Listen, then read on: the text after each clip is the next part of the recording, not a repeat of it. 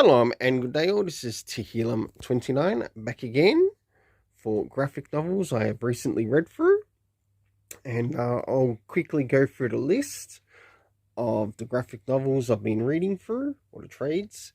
So we have the Lock and Key box set, and I decided to get this Lock and Key trade paperback box set after I watched the Lock and Key 3 seasons on Netflix, and I must admit I really enjoyed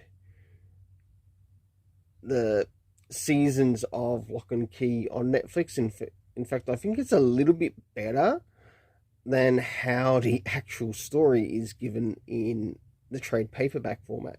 But that's not to say that there's some things in the trade paperback format that did also have some things that I enjoyed, such as you learned that there's a gender key, which is really funny. Plus there was some different keys in there that you don't actually get to see in the series. So for the overall rating of art and story, I will give this series a 7.5 out of 10. So that finishes that for the first one. Now it's time to move to the next. So we have Deceased here.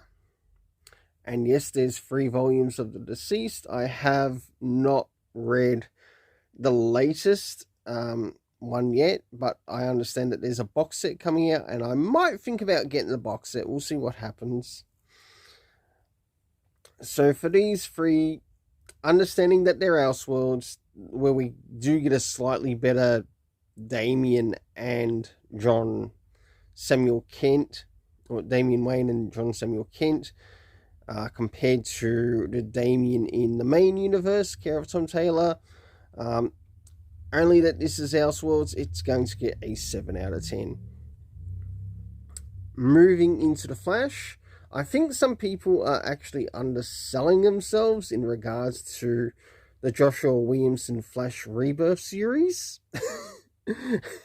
So, yeah, if you happen to be one of these people who think Joshua Williamson is top stuff, there were some okay issues in each of these trades, and I did happen to get a hold of this secondhand, so I'm not going to be too worried about it. But I did actually enjoy the artwork, and I've read from volumes 4 to about 6 or 7, I think it is, beforehand, and some of that I enjoyed. But as for sort of like the beginning part of the series, it would have been nice if they focused a little bit more on Wally West Flash, seeing that he did return to the universe. But we do get to see things happening with Wallace West and other characters as well. So for the overall rating for this, I'm just going to give it a 7 out of 10. So it's pretty mid. Dark Detective, I still stick by the Fool's Gold review in regards to the comics that are actually in this. So if you want to check that out, look up Fool's Gold and Future State. You'll find it there. Moving into the next thing, we have The Powers, the best of, by Brian Michael Bendis. Now, if it's one thing of Brian Michael Bendis that I have actually come to enjoy, it is actually his independent stories.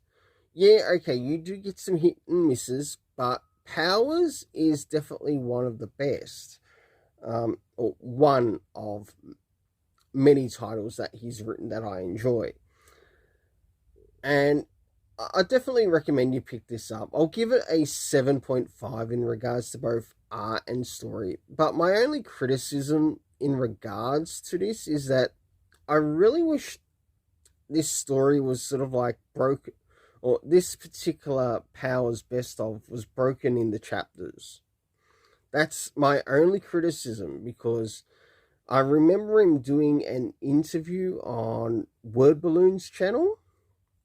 And on Word Balloon's channel, he indicated that there was going to be something that's sort of like connected to the live action series. And I was wondering where that was in the story, and I couldn't find it anywhere.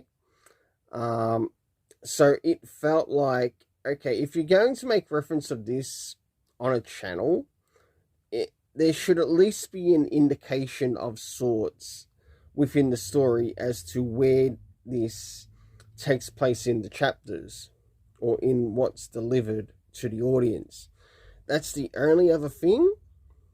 Moving into volume 2 of Safe Sex. Very interesting series. I give it a 7.5 out of 10. Robin Kirkman, firepower, 8.5 out of 10. Still great on the reread. We Only Find Them When We're Dead, a 7.5. Future State Wonder Woman, for the rating of the Wonder Woman stuff. Again, as I mentioned before, in regards to the Future State Dark Detective and the comics that were in there, you'll find the rating for that under Fool's Gold, and you'll get your answer there. Now, Blue and Gold. Now, this was actually quite fun, and we had Dan Jurgens on it, and it was really nice watching Booster Gold and Ted Cord working together. And yeah, you even get to see a list of other characters make their appearances, plus some characters I don't think have had a bit of shine. For this, I give an 8 out of 10. Moving into Bane Conquest. Oh, this was actually quite interesting and quite fun. And I want to give a big thanks to Chuck Dixon. I really enjoyed reading this. Yes, though I picked it up secondhand at my LCS, it was definitely worth the pickup. It was nice seeing how the story played out.